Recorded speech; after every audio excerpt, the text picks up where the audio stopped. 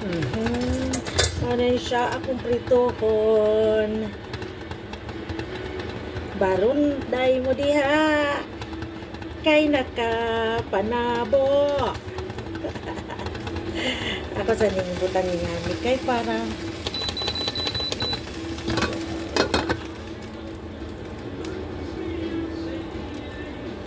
ako ning punasan ng tissue.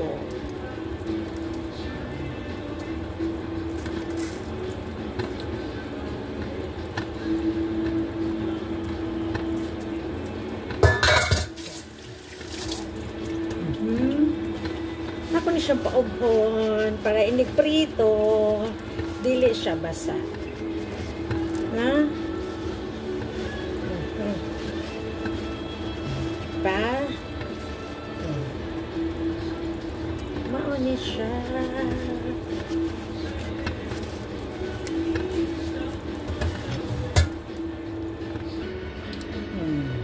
mao na ni akong pritohon. Nagpainit na ko og kawali sa tokong.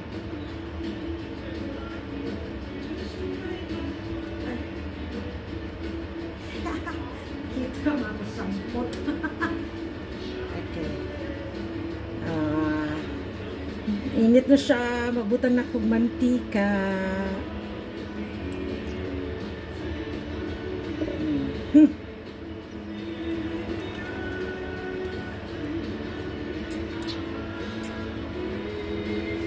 Unya, mainit na. Unya, guys. Ako ning butangan kong luya. Para dili siya bako. Kaya agoy mo reklamo ning akong mga silingan diri. Mo reklamo na sila bako. So muni akong sekreto, butangan siya na ko og luya. Og kuan garlic. Ako ni siya nga naon. Nagpawala man ni siya sa baho. Magprito mag-isda o kaya buwad, dried fish. Butangin nyo ani kay ay tinuod yun ni di gyud man ni maho inyong kuan. Pinirito. So wala joy mo reklamo na kung silingan diri. Mareklamo man ni sila. Magprito tag buwad. Unya kay lami man yung buwad na to. Kay diha mo ta nabuke. Oh, di pa?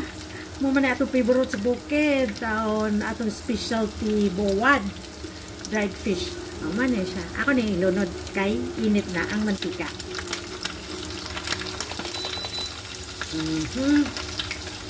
Ana lang na siya. Diba?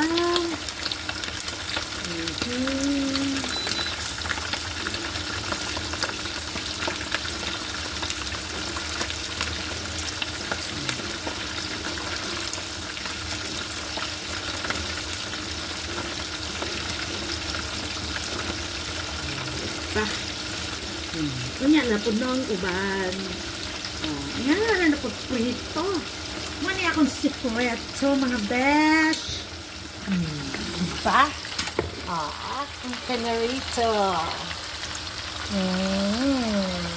Di na manimaho kay na ay luya o garlic. Mani akong secrets.